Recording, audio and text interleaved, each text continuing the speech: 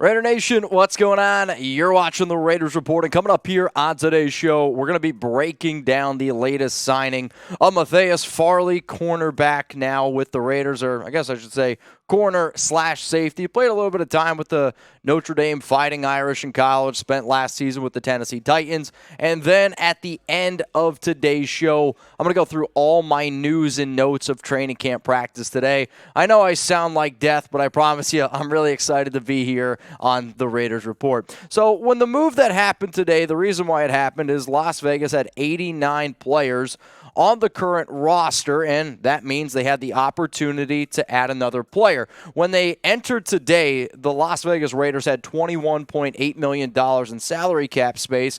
That is per over the cap, which is the second most in the NFL, behind only the Cleveland Browns. Yesterday, the Raiders made a few other moves, also moving on from Dale Levitt, who played safety, which usually, I know, we want the big signing of Ndamukong Suh. You want something that's big and popping, but for this current moment at training camp, it just looks like the Raiders are looking for some extra bodies. So here's the updated look at the Raiders depth chart at safety.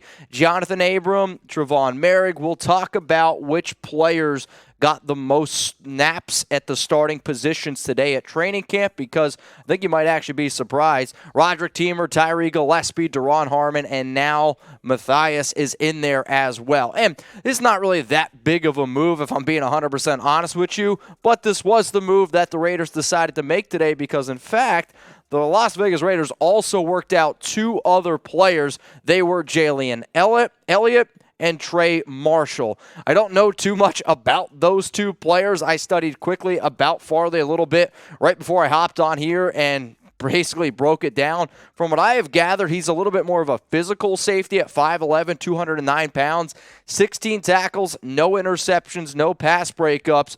And when you look at his PFF numbers, they're actually pretty good. Now, I'll always say this. PFF on a limited basis, you have to be wary about, right? This guy had an 81 overall grade on PFF, but not a lot of production. So pump the brakes just a little bit. But he is a thumper from what I understand, and he has some good college ties as well. My job here is to make sure you guys are up to date. Your job is to click that subscribe button, turn on those notifications, and whether I'm going live, whether I'm dropping a video, I want you to be here learning and also interacting with each other down in the comments section. So if you bleed silver and black, seriously, hit that subscribe button. So with the move here of Matthias Farley, the Raiders added a little bit more depth into the secondary, and one of the things that I always mentioned this entire offseason was McDaniels wanted to have extra people on the back end, wanted to have extra people in that secondary that, who knows, maybe you could rely on. Now, I don't anticipate Farley makes the 53-man roster, but who knows? He could be a practice squad guy. He could be somebody who helps out your special teams unit. So what's our job here? I just said it. Let me know down in the comments section. I want you to grade the move. I don't have the details yet in terms of the salary or the contract. It's going to be a one-year deal. It's going to be as cheap as you possibly humanly can get. So let me know, A, B, C, D, or F, what are you thinking about the move?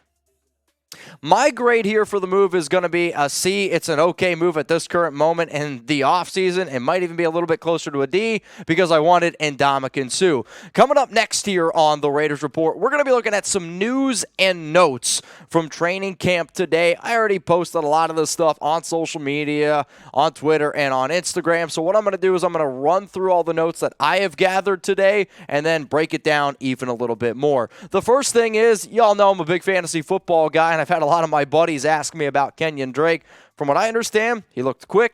He looked good today. He was able to practice, and he was working next to Josh Jacobs, which definitely put a smile on my face because Jacobs missed mini camps. He missed OTAs, but it looks like both of those running backs are going to be your two lead backs here in the silver and black. Some more notes, which I thought this was kind of interesting.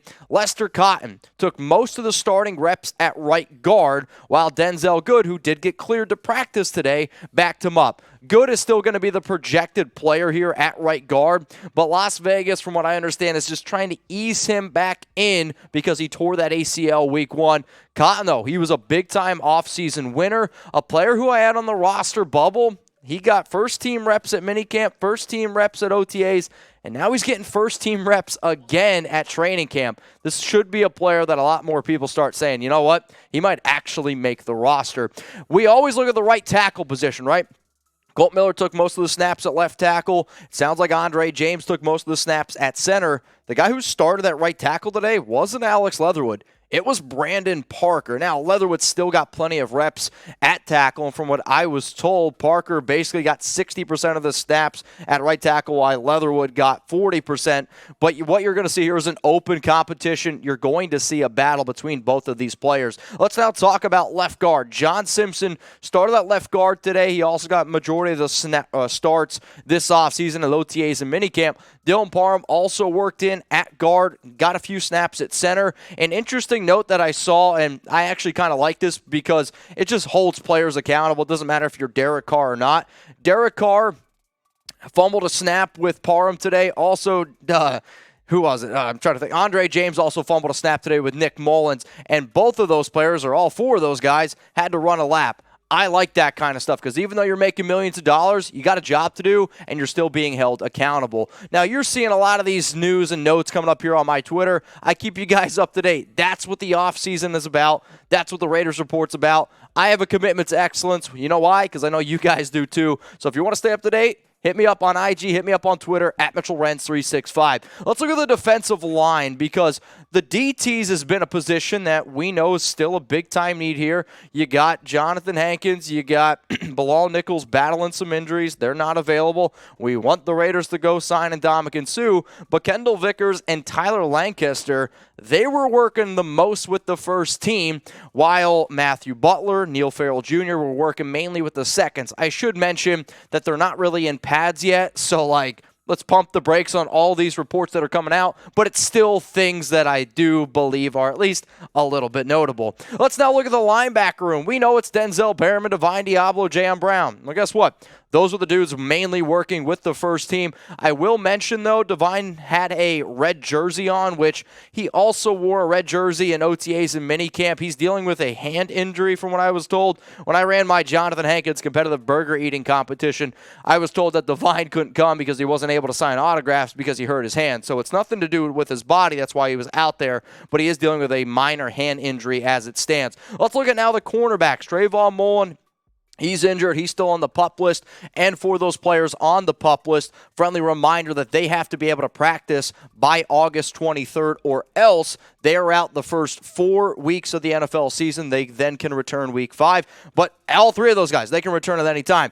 Well, let's talk about the guys that actually practice today. It's Rocky Sin, it's Anthony Averett. Those were your top two outside cornerbacks today, while Nate Hobbs also started in the slot. I was also told Amik Robertson continues to impress. Now, remember, if you're ready for the season, I love rumors. Don't get me wrong. I love the offseason. It's a fun time, free agency, the draft, but there's nothing like the regular season. There's nothing like training camp, preseason. And if you're ready for the Raiders season to start, because I've seen a lot of people talking crap, I've seen a lot of people disrespecting this team, I'm ready for the season to start and shut some I almost got it. Shut some people up. Like the video right now. Let's continue to rock and roll here. This is the last little tidbit that I got. Trevon Merrick, he took most of the first team reps, which the young rookie last season into a sophomore year at a TCU. This is a guy who I really, truly believe can be one of the best safeties in the entire league. But Jonathan Abram did take more of the first team reps over Deron Harmon, but I still have a gut feeling that Harmon is going to be your top other safety next to Merrick this season. So some other little tidbits, if you will. With the move of Farley, we also had two other roster moves. Vernon Butler, unfortunately, he got sent to the PUP list because I was kind of wondering, wait, why isn't Butler out there? This was one of the defensive tackles that the Raiders brought in this offseason. He spent last season with the Buffalo Bills, and I was hoping I could see a little bit more. This is also another reason why I still think the Raiders signed a defensive tackle, because Butler, from my understanding, was one of your top 6 DTs. So the fact that Butler's not out there, Nichols isn't out there, also the fact that Hankins isn't out there, this Raiders organization, this Raiders coaching staff has to look at the DTs at training camp right now and be like, this is not going to get it done. Another player who was not out there today and has headed to the PUP list, it's Dylan Stoner. I don't know if this is just a situation where he's actually hurt or if they're just trying to get him out of here. I mean, he didn't really play a lot last season. He's a fun player. I wish the best for him. It's a jersey that I would have loved to have, but let's be real. With the amount of talent that this Raiders team has at the wide receiver position, there's no chance Dylan Stoner makes it unless, I don't know, Josh McDaniels and Dave Ziegler believe in 420. Now, I'm getting ready to wrap up the show today. Hopefully you guys appreciated what we had here. Again, I'm sorry for my lack of excitement. I am pumped to be here. It's my throat is just an absolute shit show right now. So if anything happens during the offseason, if anything happens over the next 24 hours, if something big happens, we will be going live. So it's very important for you to hit that notification bell. If you don't know what it looks like that thing down there. So what I want you to do is find the bell, tickle it a little bit, and then click all. That way, if we drop a video here on the Raiders Report, you don't miss it.